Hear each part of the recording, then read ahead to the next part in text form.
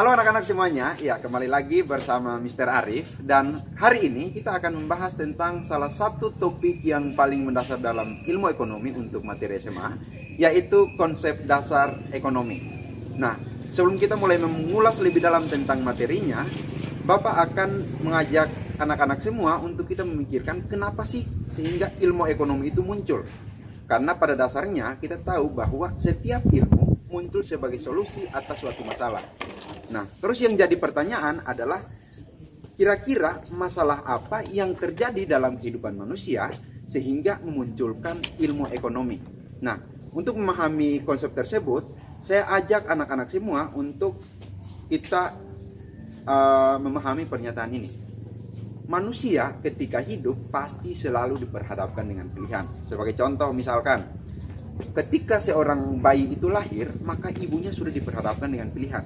Ibunya itu bisa memilih anaknya itu mau dilahirkan di rumah atau di rumah sakit. Kalau ibunya memilih untuk di rumah sakit, maka di rumah sakit mana ibunya itu mau melahirkan. Contohnya ibunya milih rumah sakit A. Dokter mana yang mau dipilih? Dokter A, B, C, masih ada pilihan lagi. Setelah bayi itu dilahirkan, maka ibunya pun diperhadapkan dengan pilihan lagi. Contohnya, perlengkapan seperti apa yang mau dipakaikan untuk anaknya itu. Atau bagi kalian sebagai seorang siswa misalkan, ketika kalian bangun tidur, kalian juga diperhadapkan dengan pilihan. Kalian bisa memilih untuk berangkat sekolah atau terus melanjutkan tidur kalian. Ketika kalian memilih untuk berangkat sekolah, kalian juga masih punya pilihan. Kalian mau berangkat sekolah dengan terlebih dahulu sarapan atau langsung berangkat ke sekolah. Nah, ketika kalian berangkat sekolah, belajar dan pulang sekolah, kalian masih punya pilihan. Kalian bisa memilih untuk langsung kembali ke rumah atau melanjutkan kegiatan ekstra di sekolah. Kalau misalkan kalian memilih untuk langsung pulang ke rumah, kalian masih punya pilihan lain. Contohnya, kalian bisa memilih untuk langsung tidur atau melakukan aktivitas lain. Contohnya, mengerjakan PR atau membaca ulang kembali materi yang sudah dipelajari di sekolah, atau mungkin kalian memilih untuk bermain game, bahkan menonton televisi. Itu adalah pilihan-pilihan yang diperhadapkan ke kalian. Dalam hal kebutuhan misalkan, ketika kalian lapar, ketika kalian memilih untuk makan makanan tradisional sekalipun, kalian juga bisa memilih. Makanan tradisional itu beragam, ya. Ada pecel, ada lontong dan lain sebagainya. Nah, itu adalah pilihan-pilihan. Atau dalam hal komunikasi misalkan, ya. Kalian bisa memilih untuk melakukan komunikasi secara langsung maupun tidak langsung. Nah, ketika kalian memilih untuk melakukan komunikasi tidak langsung, maka berarti kalian harus menggunakan media. Nah, ketika kalian memilih untuk menggunakan media, maka diperhadapkan lagi dengan pilihan-pilihan. Kalian mau pakai WA contohnya, atau pakai Line, atau pakai Facebook, Instagram, dan lain sebagainya. Itu adalah pilihan-pilihan, ya. Atau misalkan dalam hal berpakaian contohnya. Dalam hal berpakaian pun kalian bisa memilih pakaian seperti apa yang mau kalian pakai, ya. Apakah saya mau pakai dasi, kemeja dengan celana training, terus sepatu pantofel? Itu adalah pilihan-pilihan yang diperhadapkan kepada kita sebagai seorang manusia. Nah, pilihan-pilihan inilah, ya, menunjukkan bahwa hidup manusia atau kebutuhan hidup manusia itu sangat beragam. Sementara itu, alat pemuas kebutuhan atau barang-barang yang kita perlukan untuk memenuhi kebutuhan hidup itu sangat terbatas. Nah, jadi karena ada ketidakseimbangan antara kepuasan manusia dengan alat pemuas kebutuhan, maka manusia itu mulai melakukan pengkajian. Kira-kira gimana caranya menyelesaikan masalah tersebut, karena ada ketidakseimbangan, kebutuhan banyak, alat pemuas kebutuhan terbatas. Sehingga lahirlah konsep ekonomi. Jadi ekonomi itu awal-awal itu muncul sebagai solusi supaya manusia itu bisa melakukan suatu tindakan dengan tepat, yaitu tindakan memanfaatkan sumber daya yang terbatas secara maksimal untuk memenuhi kebutuhan hidup manusia. Nah, dalam konsep pembahasan tentang konsep dasar ilmu ekonomi, pada kesempatan ini kita akan membahas tentang definisi ilmu ekonomi, terus kita juga akan membahas tentang pembagian ilmu ekonomi, dan yang terakhir kita akan membahas tentang kegunaan atau manfaat ilmu ekonomi dalam kehidupan kita sehari-hari.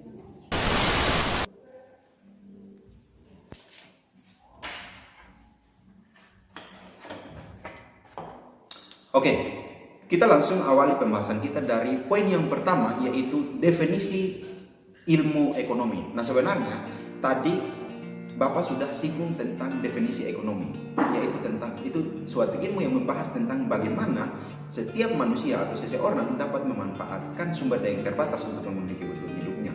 Tapi definisi yang dimaksudkan di sini adalah definisi secara harfiah. Nah, kalau kita lihat secara harfiah, kata ekonomi itu kan berasal dari bahasa Yunani, ya tepat sekali. Nah, dari bahasa Yunani, ekonomi artinya oikonomia. Oikonomia ini memiliki arti sederhana, yaitu ilmu tentang rumah tangga. Karena kata ekonomi itu kan dibagi menjadi dua suku kata, yaitu oikos dan nomos. Oikos itu rumah tangga dan nomos yaitu aturan, peraturan atau hukum. Jadi kalau misalkan kita kasih definisi sementara, yaitu oikonomos artinya aturan tentang rumah tangga. Nah, anak-anak sekalian, sebenarnya istilah oikonomos ini adalah istilah yang dikembangkan dari konstruksi Aristoteles tentang realitas sosial. Nah, jadi Aristoteles ini kan seperti yang kita tahu, Aristoteles ini merupakan salah satu filsuf Yunani. Jadi menurut Aristoteles, dalam kaitannya dengan konsep ekonomi ini, seseorang dia harus mendapatkan perlakuan dari negara sehingga dia merasa nyaman selayaknya dia berada di rumahnya sendiri. Nah, dalam kaitannya dengan ekonomi, ya, menurut Aristoteles, setiap orang harus dipenuhi kebutuhan hidupnya sehingga dia merasa nyaman ketika dia berada di rumahnya sendiri. Nah, artinya apa?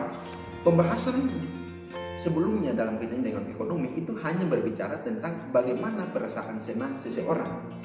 Tetapi seiring dengan perkembangan zaman, nah, pembahasan ekonomi atau pembicaraan mengenai ekonomi ini sudah bergeser dari pembahasan mengenai perasaan senang seseorang menjadi pembicaraan publik. Jadi kalau misalkan kita mau lihat, ya, setiap harinya dari masyarakat biasa sampai kepada para tokoh publik, misalkan pejabat politik, itu berbicara tentang ekonomi. Nah, karena pembicaraan mengenai ekonomi sudah bergeser ke masalah publik, maka lahirlah ilmu ekonomi. Jadi secara sederhana sekali lagi, definisi ekonomi adalah ilmu tentang rumah tangga, ya, kalau secara harfiah ya. Nah, tapi jangan disalah artikan. Jangan kalian pikir, oh berarti ekonomi ini hanya membahas tentang atau ilmu tentang rumah saya sendiri. Enggak seperti itu, teman-teman, anak-anak sekalian. Karena kita bisa bilang juga bahwa negara itu adalah sebuah rumah tangga, ya, di mana individu-individu dalam negara itu, misalkan perusahaan atau masyarakat biasa, bahkan pemerintah, nah, itu adalah anggota-anggota keluarganya. Kita bisa bilang dunia adalah rumah tangga. Nah, anggota-anggota rumah tangganya mana? Negara-negara itu dunia. Jadi bahasan ekonomi itu cukup luas.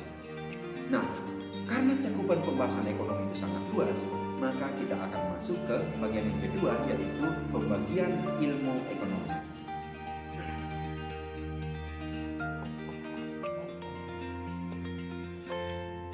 Oke, seperti yang tadi Papa sudah sampaikan sebelumnya, bahwa cakupan pembahasan ilmu ekonomi itu sangat luas, maka kemudian para pakar ekonomi itu mengelompokkan ekonomi menjadi 3 kelompok utama.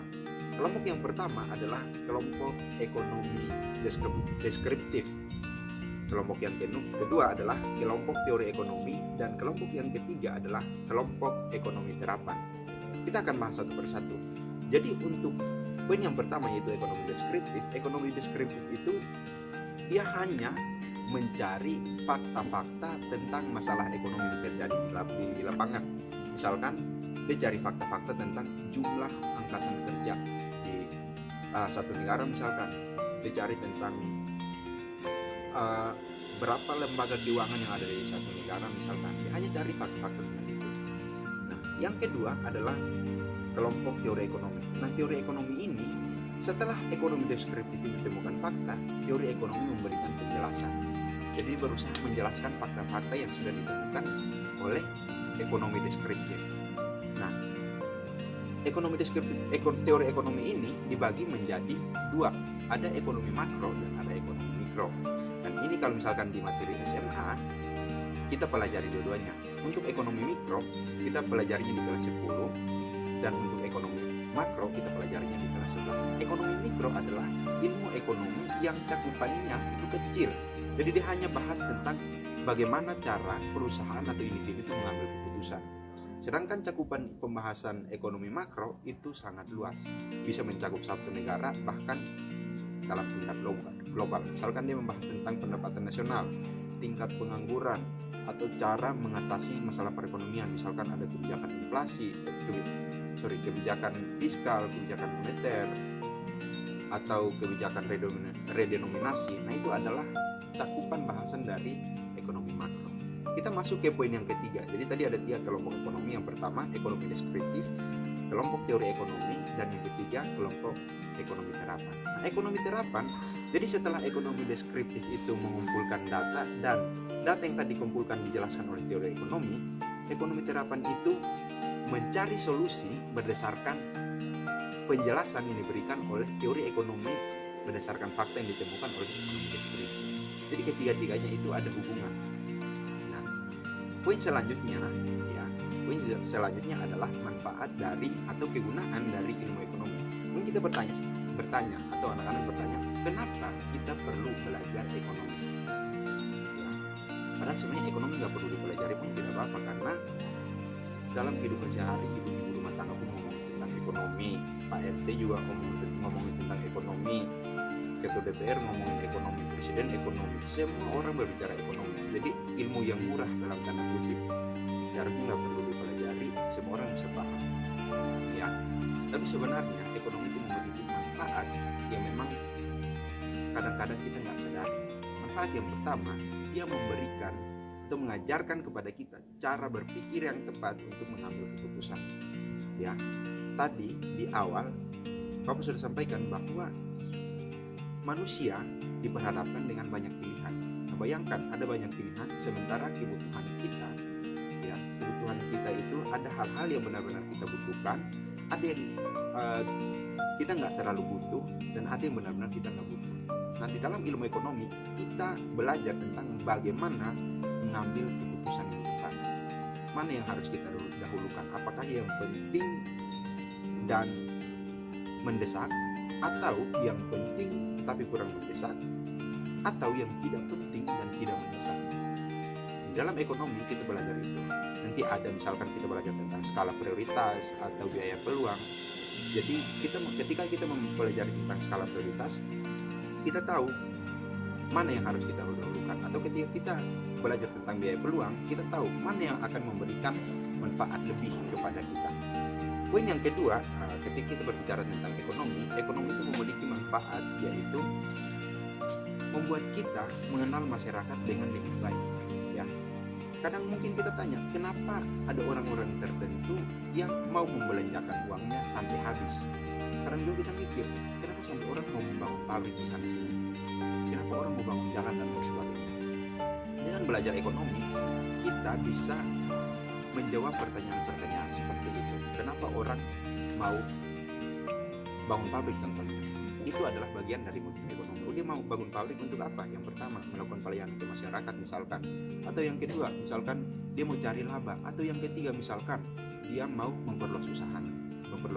Jadi kita bisa memahami masyarakat dengan lebih baik. Kegunaan yang ketiga adalah ekonomi memberikan kita pemahaman tentang dunia global. Ya, ambil contoh misalkan sekarang antara Cina dan Amerika itu sedang perang ekonomi, ya, perang dingin dalam bidang ekonomi. Dampaknya juga dirasakan oleh kita, negara yang tidak terlibat secara langsung dalam konflik itu. Atau misalkan kita ngomong tahun 2003 misalkan, 2003 itu ada perang di Irak, ya, itu dilakukan oleh Amerika kepada Irak karena tuduhan terorisme kepada Presiden Saddam Hussein. Terus ada serangan juga di Venezuela. Nah, pada saat dua perang itu terjadi, ya, harga minyak di dunia itu menjadi bergejolak. Dampaknya apa? Semua barang-barang energi itu menjadi naik. Kita juga kena dampaknya. Yang awalnya harga cuma sekian, tiba-tiba jadi naik. Dampaknya juga kita tahu. Dampaknya juga kita rasakan. Dari situ kita tahu, oh ternyata harga ini naik karena terjadi perang di Irak dan di Venezuela. Nah, itu poin yang ketiga. Kegunaan yang terakhir, ya, dari belajar ilmu ekonomi adalah kita bisa menjadi pemilih yang kompeten. Ya, misalkan uh, kalian terlibat dalam masalah politik misalkan, kalau kayak gitu ya, atau tiba-tiba ada pemilihan DPR contohnya.